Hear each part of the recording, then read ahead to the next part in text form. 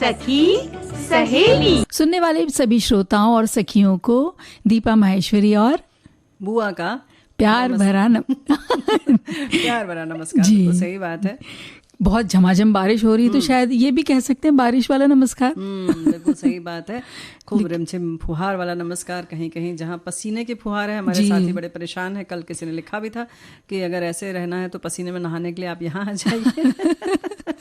तो वाकई उनकी तकलीफ अपनी जगह है, लेकिन मौसम हम लोग जहाँ पर हैं तो अभी तो फिलहाल ऐसा ही है। हाँ, यहाँ तो बहुत बारिश हो रही है, बहुत बारिश जी, वो भी ज्यादा ही हो रही है जी। लेकिन फिर भी जनजीवन का अपना मजा है और जो स्थिति है उसका अपना मजा है। लेकिन कहीं ना कहीं हमें एहतियात तो बरतना ही है, इसके बारे में हम बराबर बात करते हैं। लेकिन आज चूंकि दिन है पर्यटन का, तो घूमने तो चलेंगे, घूमने तो जाएंगे बिल्कुल। और घूमने कहाँ जाएंगे वो भी हमारे कुछ श्रोताओं ने देख भी लिया है और कुछ देखेंगे और हम भी बताएंगे उन्हें कि हम चिपलून चल रहे हैं आज। जी हाँ जी। और जब घूमने जाएं तो होटल बुकिंग में किन किन बातों का ध्यान रखें, घूमने जा रहे हो या शादी विवाह का मामला हो या वैसे भी आप किसी और काम से जा रहे हो, तो जब भी आपको होटल की बुकिंग करनी है तो क्या क्या ध्यान रखें, इस बारे में आप भी अपने कुछ सुझाव बताएं और हम भी बताएंगे कि किन किन चीजों की सावधानी रखनी चाहिए। जी। और वो दिन याद करो में हम चलेंगे आज बारिश वाली पिकनिक पे।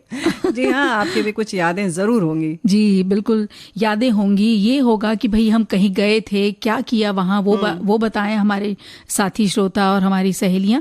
और बारिश में भीगते हुए ही गए थे या कहीं गए तो अचानक बारिश आ गई, या यानी कि कुछ उनका अनुभव जो भी है। साथियों ने कुछ ने तो लिखकर भेज भी दिया है और बाकी याद आता रहेगा, आप भेजते रहिए। और भावनाओं पर नियंत्रण जो है ये बड़ा महत्वपूर्ण विषय है आज का। और इस बारे में दीपा बेटिया ऐसा है ना कि बहुत सारे साथियों ने कितनी तरह की भावनाएं होती हैं इस बारे में भी लिखकर भेजा है।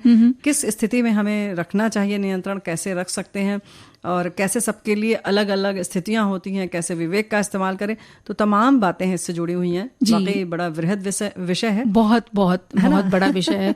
और ये है ना, जैसे कहते हैं ना कि भावनाएं तो कहीं खत्म नहीं होती, वैसे ही ये बातें भी शायद कहीं इस वाली भावनाओं की बातें कहीं खत्म हम करने की कोशिश करेंगे। वही करना ही पड़ेगा। अब जैसे ये है ना कि बातों की जो भावनाएं हैं, इस भावना को भी हमें कहीं ना कहीं तो विराम देना पड़ेगा। जी। इन्होंने अपनी बात ये कही, भावना ये बताई कि धीरे धीरे बोल के। लेकिन बड़ा मुश्किल है दिल पर अख्तियार रखना। जी। लेकिन हमारे साथी कह रहे हैं और रखना तो पड़ता ही है। ये दिल है, ये भावनाएं हैं जो हमें अच्छा भी करवाती हैं, बुरा भी करवाती हैं, है ना। दोनों ही बात है, ऐसा तो नहीं कि आप ये कह सकते कि बिल्कुल भावनाओं में मत बहिए या कुछ सोचिए ही मत, है ना। हाँ, ऐसा बिल्कुल नहीं हो सकता कि हम बिल्कुल सीधा चले जाए, ऐसा तो नहीं। थोड़ा इधर भी हो जाते हैं, कभी हम उधर भी हो जाते हैं। कहीं पर ऐसा होता है ना बुआ कि हम कम भावना, ज्यादा दिखाने की जरूरत थी, कम दिखा पाते हैं, या दिखाते ही नहीं है या समझ में नहीं आती, वो बात अलग है। लेकिन हाँ, ये है कि बहुत ज्यादा जब भावनाएं हम बह जाते हैं तो सबसे पहला जो बात ये मन में आती है कि देखो सामने वाला हमारी इस आदत का या हमारे ये व्यवहार का फायदा उठा लेता है। हाँ, ये बात तो है। यानी कि थोड़ा सा नियंत्रण में रखना ही पड़ेगा, थोड़ा सा नियंत्रण में रखना। बाद में पछताने से बेहतर है कि पहले से सोच समझ कर बात करें। जी। वैसे हमारे साथी ने बहुत अच्छे से लिखा है कि भावनाएं ही तो हैं जो मूर्ति में प्राण डालती हैं। भावनाएं ही तो हैं जो दो अनजान लोगों को एक जैसा बनाती हैं, सोच में हो या व्यवहार में हो। भावनाएं जो हमें कुछ अच्छा करने के लिए प्रेरित करती हैं, हम खुश महसूस कराते हैं या लोगों को खुश करते हैं, हम इसे सकारात्मक भावनाएं कहते हैं। भावनाएं जो हमें दुखी, क्रोधित करती हैं या कुछ और जो हमें बुरा महसूस कराती हैं, इन्हें नकारात्मक भाव के रूप में जाना जाता है। जी बिल्कुल, तो बिल्कुल सही बात है। जी बिल्कुल सही बात है। और ये जो उन्होंने लिखा है कि जब हम खुश महसूस कराते हैं, उसमें क्या हो जाता है बुआ, ऐसा लगता है कि खुश कराते कराते ना हम कभी कभी उस यात्रा में अपनी भावना भूल जाते हैं। हम जब सामने वाले को ऐसा लगता है कि उन्हें खुश, भाई इनको ऐसा कर दो तो ये खुश रहेंगे, इन्हें ऐसा कर दो खुश रहेंगे, और कई सारा समय निकल जाता है। उसके बाद फिर एक दिन ऐसा लगता है अचानक कि हमारी भावनाओं का कोई मोल नहीं है या हमें नहीं समझा जा रहा। देखो ऐसा है ना कि इस मामले में तो हम यही कहेंगे कि भाई निस्वार्थ होकर करिए। अगर आपको किसी को खुश करना है, अगर आप उससे उम्मीद करते हैं, फिर तो आप भावनाओं में दबकर रह जाएंगे। तो हाँ, बिल्कुल। भाई परिवार है तो फिर उनके लिए तो करना ही है। हाँ, किसी गैर के लिए भी अगर आप कर रहे हैं तो भी ये मान कर चलिए कि आपको प्रतिफल में अगर कुछ न मिले तो आप दुखी मत होइएगा। वहां फिर अपनी भावनाओं पे आपको नियंत्रण रखना होगा। ये दुखी होने वाली भावना भावना पे, जी। है ना? मैं तो यही चाह रही थी कि कैसे भी ये आ जाए कि हाँ नियंत्रण रखना चाहिए। देखो ऐसा है ना कि अभी आप दुखी होने लगे जी। तो आप उसी में बहने लगेंगे। हाँ। ये भी एक प्रवाह होता है और अक्सर यही होता है कि हम उसको रोक नहीं पाते। रोकना तो है ही ना, आप कितनी देर दुखी होंगी, जी है ना? बिल्कुल। या किसी को खुश करने के लिए एक सीमा तो है, कितनी देर, कितना आप कर पाएंगे। जी। तो वो आपको सीमा तो तय करना ही पड़ेगा कि वो कितनी देर बाद आएगी या कितनी देर बाद आएगा, जी है ना? जी समय। बिल्कुल। और जब ये बात जब रिश्ते की हो रही है बुआ, तो रिश्ते में अगर कड़वाहट आ जाती है तब होता है ना, हम थोड़े असामान्य से हो जाते हैं। तब हम अपनी भावनाएं उतनी जो कहते हैं ना सहजता से नहीं बता पाते, और उसमें क्या हो जाता है कि जो हम बात कर रहे हैं कि क्यों नियंत्रण में रखें, इसलिए कि फिर वो शारीरिक व्यधाएं और मानसिक हमारी जो स्थितियां हैं वो बिगड़ने लग जाती है। फिर हमें लगता है हमें सर में दर्द है या कई तरीके की चीजें हमारे साथ में, समय नष्ट होने लग जाता है, की हानि हो जाती है, समय की कह सकते हैं, अपनी ऊर्जा की होती है, हमारी अपनी भावनाओं की होती है। फिर कहीं ना कहीं जब हम दुखी होते हैं तो स्वास्थ्य पर भी उसका प्रभाव पड़ता बहुत है। बहुत ज्यादा पड़ जाता है। तो इसलिए फिर ऐसा लगता है कि अगर हम कहीं एक बीच के रास्ता लेते हुए चलें तो ना तो रिश्तों में कहीं कुछ कड़वाहट आएगी और सामने वाला भी समझ जाएगा कि हाँ इससे ज्यादा वो झुकेगा नहीं, या इससे ज्यादा हम उससे करवा सकते नहीं, या इतना ही उनसे बोलना चाहिए। बड़ा मुश्किल है वैसे। बाहर सामने वाला ये नियंत्रण में रहे, ये तो संभव नहीं है। और हमारे एक साथी ने इसी बात पे देखो लिखा है, आज के परिवेश में भावनाओं पर नियंत्रण अति आवश्यक है। बहुत सोच समझ कर ही दूसरों से अपनी भावनाओं को शेयर करें। कुछ ऐसे परिजन और संबंधी होते हैं जो आपकी भावनाओं से खिलवाड़ कर आपको दुख पहुंचा सकते हैं। जहां तक हो सके आप अपने बहुत करीबी दोस्त या रिश्तेदार से ही भावनाओं को शेयर करें, और कोई समस्या हो तो समाधान ढूंढें। जी। तो ये तो खैर हो गई कि किसी से अपनी भावनाओं को शेयर करने की बात, लेकिन हाँ जो रिश्तेदारों में जैसे तुमने कहा कि बहुत भावुक होकर हम कुछ करते हैं तो क्या क्या खोते हैं, क्या क्या पाते हैं, ये बात तो तय है और ये आपको देखना तो पड़ेगा। ये जैसे अक्सर हम कहते हैं ना कि आपको आकलन करना है कि आपके स्वभाव की कमजोरी क्या है, खूबियां क्या हैं, ताकत क्या है। तो ये कभी कभी ताकत के रूप में भी हम इस्तेमाल कर सकते हैं और कभी कभी ये हमारी कमजोरी की भी इस्तेमाल कर सकते हैं। और देखिए कमजोरी के तौर पर इस्तेमाल मत करना, कमजोरी कितनी है वो हमें जांच उस पर रोक लगाना पड़ेगा।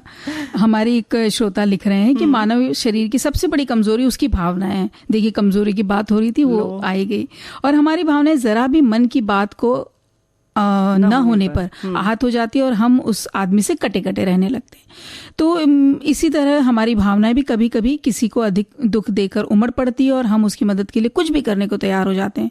जैसे प्रेम के मामले में हम अपनी भावनाएं पर नियंत्रण खो देते हैं, उसका प्रतिफल हमें सुखद नहीं रहता, ऐसा देखने में आया है। अब इन भावना का नियंत्रण हम कहाँ से सीखें, यह किसी स्कूल का विषय नहीं है। इसके लिए आपका विवेक सबसे बड़ा मददगार है। भाई रात दिन हम समाज में हो रहे बदलाव देख रहे हैं, टीवी अखबार से जानकारी मिल रही है, तो बहुत सूझबूझ से हमें भावनाओं पर काबू रखते हुए ज्यादा सिंपैथी या ज्यादा प्यार जताने का प्रयास नहीं करना चाहिए। जी बिल्कुल। और परिवार में इन भावनाओं की कद्र बेहद जरूरी है।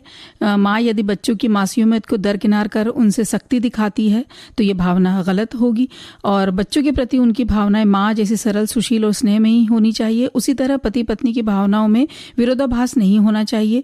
वे दोनों विवाद की स्थिति में भी नियंत्रण रखकर समस्या सुलझा सकते हैं। आखिर वे पति पत्नी है तो लड़ाई और प्यार चलता रहता है। अब देखो यहीं पर इन्होंने हम अपने श्रोता से यही कहना चाहेंगे और बाकी श्रोता भी समझ ही रहे होंगे। इन्होंने जैसे शुरू में ही लिखा कि विवेक से काम लेना चाहिए। तो अब जैसे बच्चों के ही मामले में भावनाओं की बात आती है तो माँ रखे स्नेह, लेकिन कहीं ना कहीं उसको उस पर भी नियंत्रण रखना पड़ता है। जी, सख्ती बरतनी पड़ती है। तो वहां पर आपको नियंत्रण करना है। तो इन्होंने जैसे कहा कि आप नहीं रख सकते सख्ती, तो भाई सख्ती तो रखनी ही पड़ेगी जी। वो फिर वही वाली बात है कि वहां पर कोई इसका पैमाना नहीं है, आपको वो सीमा तय करनी है, विवेक का इस्तेमाल करना है कि यहाँ पर आपको वात्सल्यमयी माँ होना है या आपको एक शिक्षक की तरह होना है ना जी। तो या सब चीज आपको करनी है, या फिर आपको कहीं पे बहुत कड़क हो जाना पड़ता है क्योंकि बच्चा बहुत जिद कर रहा है किसी बात के लिए। अनुशासन भी रखना पड़ता है। और जैसे उन्होंने पति पत्नी के लिए कहा तो विरोधाभास तो विचारों में आते ही हैं अधिकतर पति पत्नियों में, तभी तो गाड़ी चलती है ना। वो ये अलग बात है, हम किसी और दिन करेंगे। नहीं देखो ऐसा है ना कि इसके लिए तो किसी ने बहुत सही लाइन कहा है। सिर्फ एक लाइन में उन्होंने परिभाषित कर दिया है कि पति पत्नी जो होते हैं वो शाश्वत योद्धा होते हैं। अच्छा। ये जो योद्धा है, तो जब योद्धा ही है तो उनका काम है कि ये इस तरीके से तकरार, इसरार, इकरार सब चलता है। जी बिल्कुल। और फिर भी अगर ऐसा लगता है कि हम बहुत ही भावनाओं में बह जाते हैं, हम क्या करें, हमें बदलना है, तो सबसे पहले तो ये है कि भाई सबको खुश रखना हमारी जिम्मेदारी नहीं है। हम अपनी तरफ से कोशिश कर रहे हैं, लेकिन बहुत आगे बढ़ बढ़ के कोई जरूरी नहीं है कि आप सबको खुश रखिए। देखो दीपा बेटिया, ऐसा है कि तुम शुरू से सिर्फ करने की बात कर रही हो, लेकिन भावनाएं तो बहुत तरीके की होती हैं। हम दुखी भी होते जाते हैं, ये भी एक भावना है ना। हम ये भी सोचते हैं कि हमें तो कोई मानता ही नहीं है, हमारे लिए तो कोई कुछ करता ही नहीं है, बिना किए। ऐसा नहीं है सब लोग सेवा करके ही सोचते हैं। कुछ लोग बिना किए ही सोचते हैं कि हम तो सबका हम ही करते रहते हैं, कोई तो हमारे बारे में सोचता ही नहीं है। ये भी तो इस पे भी आप नियंत्रण रखिए, है ना। इस विचार पे भी होना चाहिए। या आप बहुत ज्यादा खुश हो रहे हैं किसी के आने पर, बहुत ज्यादा, जैसे, तो वो तो बात है ही कि करने वाली बात है, लेकिन ना करने वाली, उस चक्कर में क्या होता है, अरे जाओ वो तो करते ही नहीं है, हम क्यों करें। उस चक्कर में ऐसा तो नहीं कि आपका स्वभाव है खुश रहने का, करने का, या कोई आया तो बहुत उत्साह में रहने का, लेकिन उस समय आप अगर अपनी भावनाओं पर नियंत्रण कर रहे हैं तो अनावश्यक रूप से आप कहीं अपने आप को जकड़ तो नहीं रहे, है ना। ये इसका आंकलन बहुत जरूरी है। तो कहीं कभी कभी इस चक्कर में कि अच्छा उन्होंने कहा था भाई देखो ऐसा ज्यादा भावनाओं में मत बहो, तो ऐसा है हम इस बार आएगा कोई तो हम खुश नहीं होंगे, ऐसे ही रहेंगे, हाँ बस हमें तो बस ये ऐसा ना हो कि 2 दिन की जगह 4 दिन रुक जाए। तो ऐसे में क्या होता है ना कि कभी कभी हम बाद में बड़ा पछताते हैं कि अरे उस समय का तो हमने जो है ना, जो मजा था लिया ही नहीं, क्योंकि हम कंट्रोल कर रहे थे, अपना नियंत्रण में थे, क्योंकि वो हमारा स्वभाव है नहीं, और हम वो बनाने की कोशिश कर रहे थे। तो ये इन सारी चीज़ों का ख्याल रखना चाहिए। जैसे आप पिकनिक की बात आज जैसे चल रही है, मौसम है, अगर मान लीजिए आप जा रहे हैं और आपका है स्वभाव कि अच्छा ठीक है सब चीज़ हम बना कर ले जाएंगे, सारी व्यवस्था हम कर लेंगे, और आप सक्षम भी है, तभी आप ऐसा सोच रही हैं अगर, तो करिए। आप ये मत फिर सोचिए कि किसी ने हमारी मदद नहीं करी, हम करे जा रहे हैं, कुछ ला ही नहीं रहा है, कुछ भी नहीं ला रहा है, हम 4 चीज़ें लेकर जा रहे हैं, छोड़ दीजिए, है ना। ये खुश रहने के लिए इस तरह के विचार बहुत जरूरी है। हम कह रहे थे ना बुआ, तो हमारी एक सखी ने देखिए लिख भेजा है कि आज के परिवेश में भावनाओं पर नियंत्रण अति आवश्यक है। बहुत सोच समझकर ही दूसरों से अपनी भावनाओं को शेयर करें। कुछ ऐसे परिजन और संबंधी होते हैं जो आपकी भावनाओं से खिलवाड़ कर आपको दुख पहुंचा सकते हैं। जहां तक हो सके आप अपने बहुत करीबी दोस्त या रिश्तेदार से ही भावनाओं को शेयर करें, और कोई समस्या हो तो समाधान ढूंढें। बिल्कुल सही बात है। और यहीं पर इन्होंने वो भी किया है, कई तरीके की भावनाएं भी बताई हैं। देखो ढेर सारी बातें इन्होंने बताई ना, जैसे कि इन्होंने लिखा है कि सकारात्मक भावनाएं हैं रुचि, जिज्ञासा, उत्साह, आकर्षण, इच्छा, प्रशंसा, मनोरंजन, आशा, कृतज्ञता, धन्यवाद, खुशी, शौर्य, विनम्रता, दानशीलता, सहानुभूति, प्रेम। और वहीं नकारात्मक भावनाएं बताई हैं इन्होंने। हाँ, उन्होंने ये बताई है कि उदासीनता, घृणा, आतंक, भय, चिंता, क्रोध, दुख, निराशा, ईर्ष्या, ये सारी नकारात्मक भावनाएं। तो देखो नकारात्मक भावनाएं हो या सकारात्मक, दोनों में ही एक सीमा तक ही रहना ठीक है। अगर हो जाती है, आ जाती है, पहली बात तो आए ना तो बेहतर है, नकारात्मक वाली तो बिल्कुल ही ना आए जी। लेकिन अगर आ गई तो वो हाँ एक सीमा तक ही रहे तो ठीक है। और हो जाता है, निराशा आ ही जाती है बुआ, और चिंता भी होती है जी, हम उदास भी हो जाते हैं। अगर लगातार कोई चीज हमने सोच रखी है नहीं हो रहे तो वाकई उदासीनता आ जाती है। लेकिन से घृणा भी होती है जी, हम ईर्ष्या भी होती है, भाई ये तो मानना पड़ेगा। हम सखियों को तो मान ही लेना चाहिए। नहीं, पुरुष भी बहुत अच्छे से करते हैं, खूब जम के उन्हें ईर्ष्या होती है, बताते नहीं है, बस बहुत सारी चीजें हमें पता है, सब चीजें। तो देखो ऐसा है कि ये तो पता है सबको कि इंसान है, सभी में ये सब भावनाएं होती हैं, तभी इनका नाम पड़ा हुआ है जी। तो इससे बच नहीं सकते, लेकिन हमें इसकी सीमा तय करनी होगी, विवेक का इस्तेमाल करना होगा।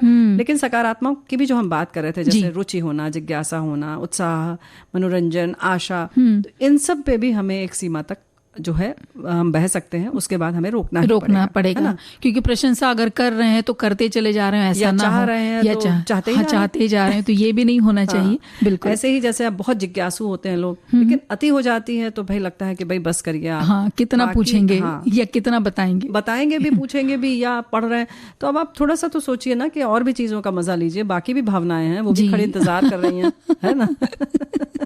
तो भाई इन सारी चीजों का ख्याल, मतलब अति सर्वत्र वर्जयित तो है ही। तो इसी तरह से भावनाओं में बहना तो हमें सीखना जरूरी है। और हमारा दिमाग खुद ही इतना शक्तिशाली होता है, हम चाहें तो फिर जब हम अपने आप को थोड़ा अंदर से सोचते हैं ना कि नहीं हमें ये नहीं करना है, अभ्यास करते हैं, तो हमारा दिमाग वैसा काम करता है और हमारे शरीर को फिर वैसे ही वो फीड करता है कि हाँ हमें यहाँ पे रुकना है, निर्देश देता रहता है और हम में बदलाव आते हैं।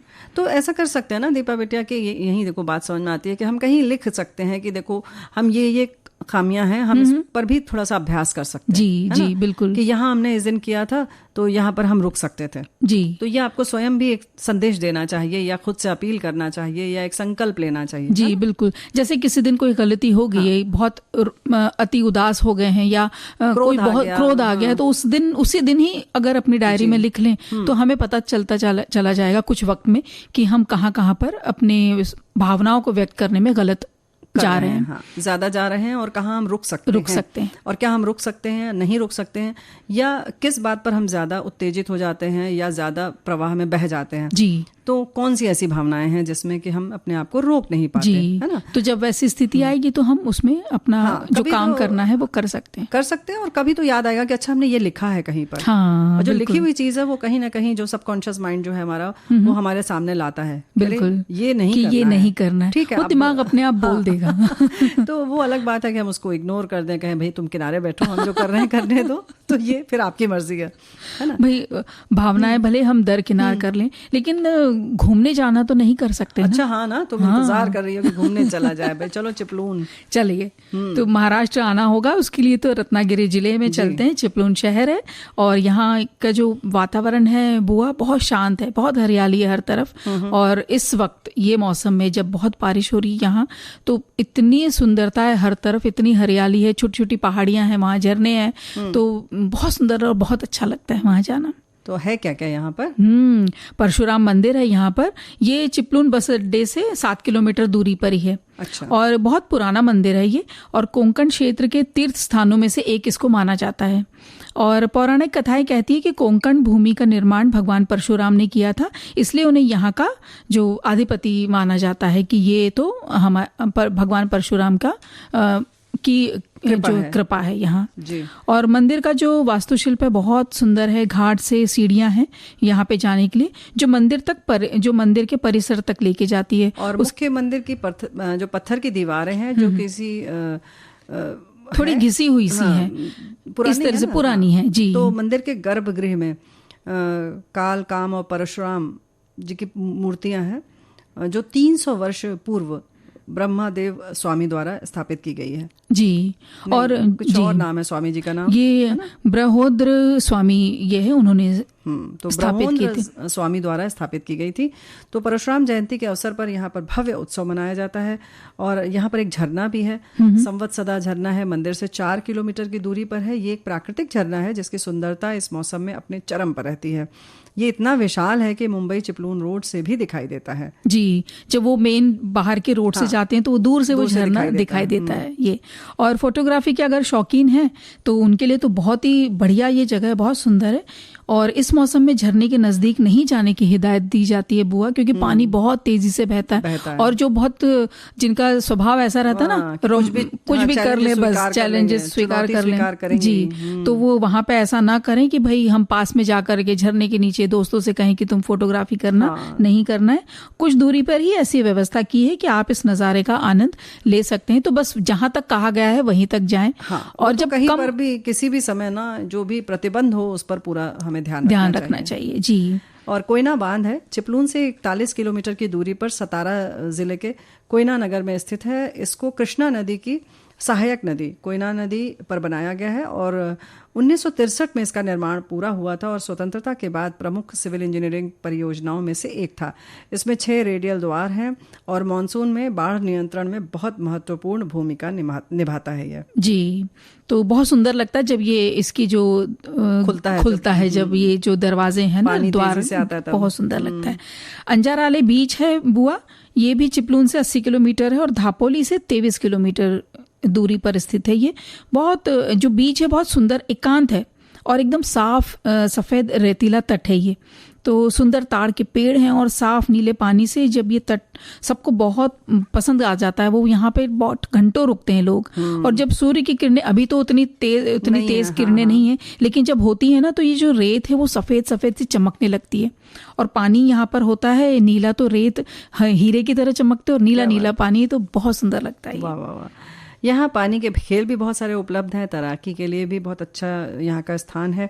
कम ज्वार के दिनों में ये जगह पक्षी प्रेमी स्थान बन जाता है, और जिन्हें ये देखना पसंद है और लंबी जो है ना, जिन्हें मतलब वॉक करना सुंदर लगता है कि दूर तक टहलें और पंछियों को देखें, तो यहाँ जरूर आइए, आपको बहुत अच्छा लगेगा जी। और बात आगे भी करेंगे, लेकिन एक छोटा सा अंतराल लेके।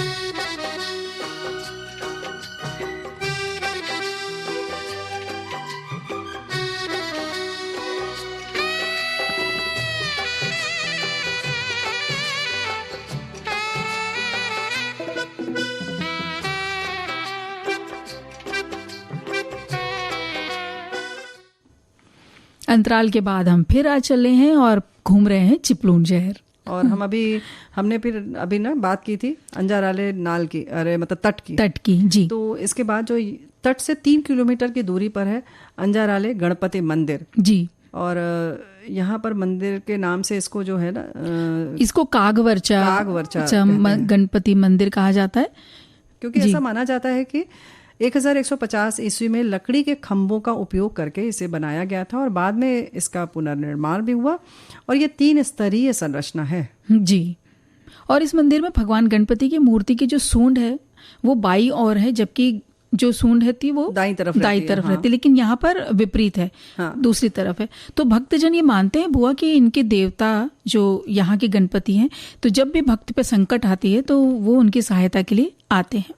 मंदिर पहाड़ी पर स्थित है, तो वहां तक पहुंचने का रास्ता भी बहुत रोमांचक है।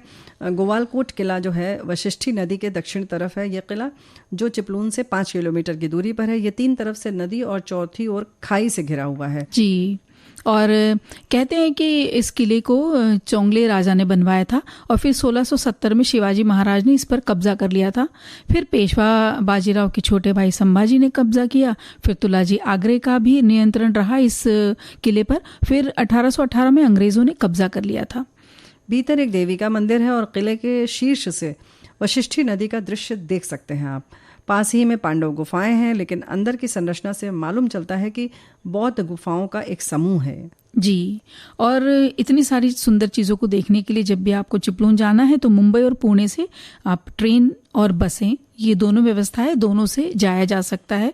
और वहाँ जाकर आप लोकल टैक्सी या कैब वो ले सकते हैं, कोई भी वहाँ के स्थानीय वाहन जी। बहुत दूरी नहीं है, वहाँ तो जाया जा सकता है, पास में है। आप कर सकते हैं, खुद के अपने वाहन से भी जा सकते हैं जी बिल्कुल। जब घूमने जाएंगे बुआ तो फिर होटल में भी तो जाएंगे भाई देखो, ऐसा है ना कि सबके अपने अपने अनुभव हैं जी। बुकिंग तो करनी ही चाहिए, लेकिन ख्याल तो रखना ही चाहिए। और जब आजकल ऑनलाइन बुकिंग का जो प्रचलन बढ़ गया है, सुविधाजनक भी है, तो क्या क्या देखें उसमें हाँ। और कई बार ऐसा होता है कि हमें लगता है कि कभी कभी ऑफर भी आते हैं ना कि ये वैसे तो और फुल सीजन में इतने रेट का है, लेकिन अभी कम रेट में मिल रहा है, तो हम बिना देखे बिना कुछ अधिक उसके बारे में जाने बुक करा देते हैं। और कई बार ये हो जाता है बुआ कि हम फंस जाते हैं, और जो सोचा था वैसा हमें कमरा नहीं मिलता। चलो सोचा तो छोड़ भी दो, लेकिन अगर कुछ जो मूलभूत जरूरतें हैं, साफ सफाई है, बिस्तर आरामदायक हो, मच्छर वगैरह ना हो,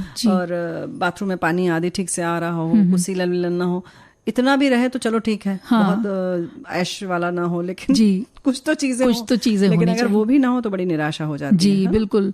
और कई बार ऐसा जो रेट्स के बारे में होता है ना, वो कई बार वहां जाकर के अगर ऐसे खट्टे अनुभव हो जाते हैं कि भाई हमको जाकर के मैनेजर से बहस करनी पड़ रही है कि ये आपने हमें बोली थी रेट और अब ऐसी नहीं है, तो टैक्स जोड़कर वो बता रहे हैं या कैसा बता रहे हैं, वो पहले से ही फोन पर सब कुछ पूछ लेना चाहिए। कि अगर उन्होंने मान लीजिए, हम एक उदाहरण लेते कि 1,000 रुपए प्रति एक रात का है, तो अब वो 1,000 रुपए में पहले ही हम पूछ लें कि टैक्स जोड़कर है या बिना टैक्स के, या सारी सुविधाएं इसमें जुड़ रही हैं या नहीं है। या फिर वो बोले कि नहीं, आपको अगर ये बाहर स्विमिंग पूल है इसका अलग आपको चार्ज देना पड़ेगा, या जो सुबह का नाश्ता है उसका अलग देना पड़ेगा। ज्यादा करके नाश्ता जुड़ा हुआ रहता है अगर हम एक रात के लिए कोई कमरा लेते हैं। लेकिन अगर वो नहीं है और फिर वहां जाकर के इस तरह से उदास होना पड़े या मूड खराब हो, परिवार के साथ गए हैं या दोस्त के साथ, तो ऐसा ना हो। ये टैक्स और रेट्स के बारे में बहुत चीजें पता होना चाहिए। जैसे कि टैक्स के संग संग एक और है कि अगर आपने वाहन से जा रहे हैं तो कभी कभी पार्किंग की सुविधा रहती है, कभी कभी पार्किंग जो रहती है वो उसका भी पैसा लेते हैं। कभी कभी जो है आपके संग जो वाहक जा रहा है, चलाने वाला गाड़ी, उसके लिए उन लोग कमरा बनवाते हैं नीचे, उसको वहीं रहने देते हैं। कभी होता है कि उसकी व्यवस्था आपको बड़ी दिक्कत पड़ जाती है कि इसको लेकर आए हैं तो कहाँ सोएगा, क्या करेगा। कभी तो कह देते हैं, स्वीकृति मिल जाती है कुछ कुछ होटलों में, कुछ में बिल्कुल नहीं होती है। तो इन सारी चीजों को देखना बहुत जरूरी है। जी, ये सब पहले ही पूछ लें जी वो। और अब ये है कि भाई आजकल जैसे हम कह रहे हैं ना, ऑनलाइन अभी बात हुई कि ऑनलाइन ही बुकिंग हो जाती है, तो अब कैसे जाने कि कमरा कैसा है, वो तो एक दिखा देते हैं सबसे अच्छा वाला जो होटल का कमरा है, और वीडियो कॉल पे भी हम मांगते हैं उनसे, तो वो दिखा तो देते हैं। लेकिन आप जो एक चीज हमें बताई थी किसी ने कि आप जो चादर उस पे बिछाइए ना, उसको बहुत गौर से देखिए। अगर पुरानी होगी, क्योंकि ज्यादा करके हमने देखा है होटलों में सफेद कलर के रंग की चादर होती है, तो अगर वो थोड़ी सी धब्बेदार है या थोड़ी गंदी है तो ये मान लीजिए कि हो सकता है आसपास की भी सफाई कम होगी। और क्योंकि अगर जो सबसे खास बात है, आप वहां जैसे ही कमरे में घुसते हैं तो वहां पर कैसे टॉवल्स वगैरह कैसे दे रखे हैं उन्होंने, कुर्सियां वगैरह, उसके भी कुशन्स अगर हैं तो वो कितने साफ सुथरे हैं नहीं है, इस पे बहुत हमारी नजर जाती है। रखनी भी चाहिए, और रखनी भी चाहिए। एक चीज और भी है कि अक्सर हम वैसे तो अगर उन्होंने सब चीजों की फोटो रखी है तो बाथरूम पर भी विशेष ध्यान रखिए कि किस रंग का है, कितनी साफ सफाई है। दूसरा, अगर वीडियो कॉल में अक्सर हम इन सब चीजों को नजरअंदाज करते हैं, अरे बाथरूम कौन देखेगा, अरे छोड़ो ना, कमरा देख लिया ना। नहीं, ऐसा नहीं है। आप उसको भी देखेंगे, क्योंकि उसकी गंदगी का असर इतना सट के सब कुछ रहता है अंदर छोटी सी जगह में कि उसका प्रभाव भी आपके कमरे में भी आता है।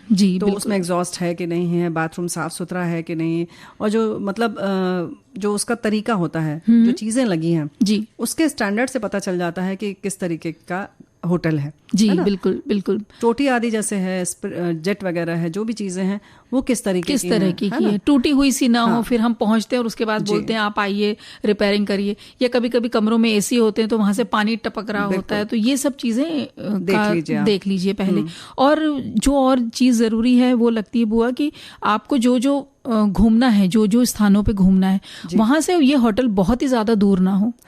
फिर क्या होता है कि ये लोग कई बार होटल वाले बताते नहीं कि हमारा जो होटल है ये इतनी दूर है, तो अब तो गूगल मैप्स हैं, मैप्स पे आप देख लीजिए कि भाई ये होटल की दूरी और जहां जहां हम घूमना चाहते हैं वो दूरी कितनी दूर पर है, और वहां जाने के लिए वाहन सारे उपलब्ध हो जाते हैं या नहीं।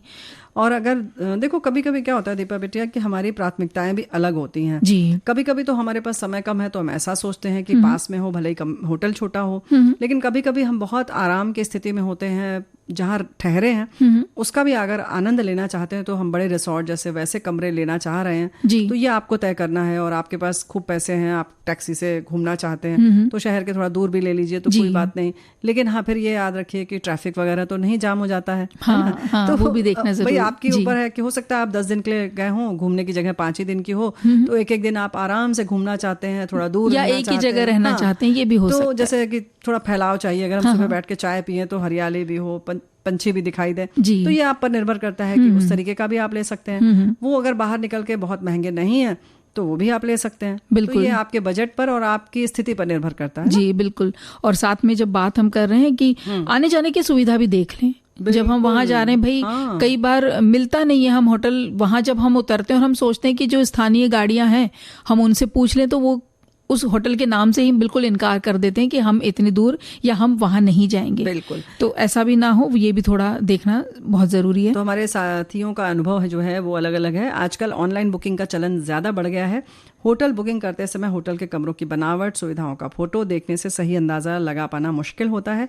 सबसे बड़ी बात है कि होटल की साइट के अतिरिक्त किसी और साइट के माध्यम से बुकिंग करते हैं तो उसका टाई अप है या नहीं, ये पता करना ज़रूरी है। हमारे लड़के की शादी में उसका मित्र अपनी पत्नी के साथ आया था। रिसेप्शन के बाद उसे कहा भी कि हमारे पास रुक जाओ, यहाँ से एयरपोर्ट पास है, पर उसने होटल बुक किया था, सो वो चला गया। होटल पहुंचे तो पता चला कि कोई बुकिंग नहीं है, क्योंकि जिस एजेंसी के माध्यम से बुक किया था उसका उस होटल के साथ टाई अप खत्म हो चुका था। मित्र ने रात 12 बजे फ़ोन कर हमें बताया, फिर हमारे यहाँ रात बिताई। हाँ, तो ये इस तरीके की भी बड़ा हाँ, सबक है। ये भी बहुत बड़ा सबक है।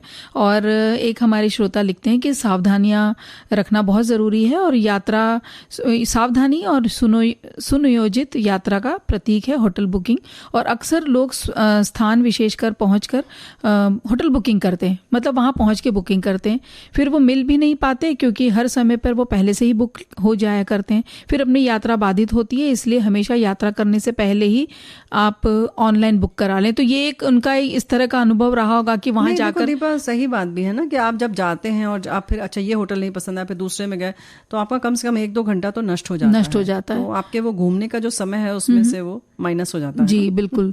उसमें ये रहता है कि कई बार ऐसा रहता है बुआ, जब जो टीनेजर्स है, युवा हैं, वो चाहते हैं कि नहीं हम सब एडवेंचरस करना चाहते हैं, तो वो बिल्कुल इस तरह तो ठीक है। लेकिन अगर आप परिवार के साथ जा रहे हैं तो सब कुछ पहले से ही तय कर लें और तब यही हमारे साथी लिख रहे हैं कि बहुत सी सावधानी से करें। लोकेशन अपने पॉकेट के हिसाब से, पानी बिजली की उचित सुविधा हो, कुछ छोटी मोटी ज़रूरत के सामान मिल सके, ऐसी दुकान हो पास में। जी। तो इन सब चीज़ों का ख्याल रखना बड़ा ज़रूरी है।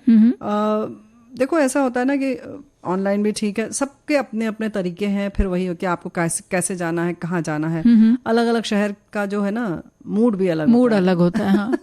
कहीं पर बहुत ही मिलनसार लोग मिल जाते हैं। हाँ। और कई बार हमारे अनुभव ऐसे होते हैं कि हमें बड़ी कष्ट उठाने पड़ते हैं। हाँ। या यात्रा उतनी आनंददायक नहीं होती है। नहीं, कुछ शहर में ऐसा होता है कि जो सार्वजनिक वाहन है वो बहुत आयत में उपलब्ध हैं। जैसे मुंबई जैसे शहर की अगर हम बात करें तो सार्वजनिक वाहन आपको आराम से मिल जाते हैं, तो आपको उसके लिए बहुत परेशान नहीं होना है। दूरी भी अगर है तो कोई बात नहीं जी, खाना भी बाहर बहुत मिल जाता है जी। हाँ, अब ये निर्भर करता है कि किस शहर में आप जा रहे हैं, वहां पर सार्वजनिक वाहन है नहीं है, आपको अपनी टैक्सी से जाना है। तो लेकिन फिर भी होटल जो है अच्छा एक बात है कि अपनी रेटिंग के कारण आजकल लोग फोटो सही डालते हैं जी, तो बहुत फेक नहीं होती है। ये आपके ऊपर है कि आप कितना उसको छानते हैं, मतलब फिल्टर करते हैं और कितना आप समय दे रहे हैं जी। बिल्कुल। अक्सर हम जल्दबाजी में कुछ देख लेते हैं, अच्छा ये ठीक तो लग रहा है, चलो कर लो हाँ। कितना देखेंगे जी, तो वो ना करें, थोड़ा सा। और एक और चीज याद आई बुआ बात करते करते कि आपने कोई वहां पे स्थानीय ड्राइवर लिया और गाड़ी ली और आपका अनुभव उनसे बहुत अच्छा हुआ। आपको लगता है कि अब अगली बार आएंगे तो हम आप ही को फोन करेंगे और आप ही के साथ आएंगे। तो ऐसे नंबर को आप जो आपके परिवार या आपका जो सर्कल है ना उसमें आप आगे बढ़ा दीजिए नंबर, तो उनको भी एक काम सुविधा मिलती जाती है और हमें भी एक ये लगता है ना कि चलो उनको भी काम मिल गया। और हमारे भी जो परिवारजन है या हमारे दोस्त हैं वो जब जाएं तो उनको बहुत आराम से वो यात्रा करने मिले। यानी कि अगर आपने कुछ सर्वे किया है, कुछ पहले भी आपने खोजबीन की होगी, उसका फायदा सभी लोग ले लें। जरूरी नहीं कि वो भी उतनी खोजबीन करें। हाँ बिल्कुल। तो बुआ ये जी क्या आप कुछ कह रहे थे? नहीं, होटल तो बुक हो गया, लेकिन एक बात और है कि अगर बहुत ही ज्यादा सस्ता कभी ये दिखाई दे रहा है रेट, तो थोड़ा सजग होने की जरूरत है। या बहुत अधिक दिखा रहा है या बहुत कम अगर दिखा रहा है। देखो ना, सामान्य तौर पर हमें ये अनुभव तो हो ही जाता है देखते हुए साइट के। अच्छा ये है कि भाई यहाँ पर 2 से 3 हजार में ही मिलेगी, यहाँ पे 2 से 5 हजार से कम वाले में आप नहीं रह सकते। कहीं पर आप देखते हैं कि बहुत शहर ऐसा है तो ठीक है 1,5-2 हजार में भी अच्छे मिल रहे हैं जी। तो एक आपको औसतन अनुमान हो जाता है जी। लेकिन वाकई ये बात तो सही है। कम के बारे में हमारे एक साथी ने अपना अनुभव लिखा है कि बहुत कम था, अंदर गए सब कुछ अच्छा था, रात में सोए, जब महक आने लगी तब देखा तो पीछे श्मशान था थोड़ी दूर पर। अच्छा, तो कुछ ऐसे भी अनुभव हो जाते हैं आसपास। मतलब ऐसा तो कुछ नहीं है, वो भी आप तहकीकात कर लीजिए, लेकिन वैसे पता लगाना बड़ा मुश्किल है। आप कहीं अचानक से रात में 10 बजे उतरे या बहुत सुबह 4-5 बजे गए तो आपको कैसे पता चलेगा ये सारी चीजें? जी बिल्कुल। तो या कोई पहले गया हुआ है और अगर वो अपना हर से तो नहीं पूछ सकते, संभव नहीं है। बिल्कुल सही बात है। तो थोड़ा सा सजग रहना ही चाहिए। अगर ऐसा है तो फिर आप बदलेंगे ही, जाहिर है कि दूसरे दिन आप होटल बदलना पड़ेगा जी। बिल्कुल। लेकिन बारिश में घूमने जाएंगे तब क्या होगा? तब तो देखिए हमारे एक लिखा है हमारे श्रोता ने कि बचपन में सावन के चारों सोमवार को स्कूल में छुट्टी मिल जाया करती थी और परिवार ही पिकनिक पर निकल जाया करता था क्योंकि बहुत दिन की छुट्टी मिल रही है। पैदल ही मेले में भ्रमण करके सारनाथ जी के दर्शन करते हुए भगवान बुद्ध के दर्शन के बाद भीगते हुए मेले का आनंद हम लिया करते थे। तरह तरह के झूले हम झूलते थे, स्वाद भोजन बना, उसके भोग लगाया, भोग लगा हुआ जो भोजन है वो लिया और शाम तक घर वापस आया करते थे। किंतु अब तो किसी को फुर्सत ही नहीं है, सभी पढ़ाई के बोझ तले या कोचिंग पर पढ़ाई कर रहे हैं। ये बात बिल्कुल सही है। वैसे इन्होंने सारनाथ की बात की है और वहाँ पर लगता ही है सावन का मेला, बहुत अच्छा लगता है। पूरे सावन भर मेला लगा रहता है जी। दुर्गा जी का मंदिर है वहाँ पर पास में, वहाँ से लेकर पूरा संकट मोचन तक मेला लगता है। तो लेकिन जाना तो चाहिए। और बारिश के बारे में भी हमारे एक साथी ने लिखा है ना जी, बारिश में पिकनिक, महू से काला कुंड तक छोटी लाइन पर हेरिटेज ट्रेन बरसात के दिनों में चलाई जाती है। पिछले साल हम इंदौर में ही थे तो हमने भी पिकनिक के लिए इस हेरिटेज ट्रेन का आनंद उठाने का विचार किया। पहले तो इंदौर से महू जाना पड़ता है, वहाँ से 11 बजे हेरिटेज ट्रेन चलती है जिसमें 2 विस्टाडोम कोच भी होते हैं। इनमें से बाहर का सुंदर नज़ारा देखने लायक होता है। अब हम ये बता दें कि इसमें बहुत बड़ी सी खिड़की होती है ताकि आप पूरा अच्छे से नज़ारा ले सकें। उसमें कोई भी छड़ आदि नहीं होती है तो कोई रोक टोक नहीं होती, तो बहुत सुंदर नज़ारा दिखता है। बारिश के दिनों में हरियाली छाई रहती है। ट्रेन पाताल पानी पर आधा घंटा रुकती है ताकि यात्री घूम सकें और फोटोग्राफी कर सकें। उसके बाद कालाकुंड पहुंचते हैं। यहाँ भी प्राकृतिक छटा देखने लायक है।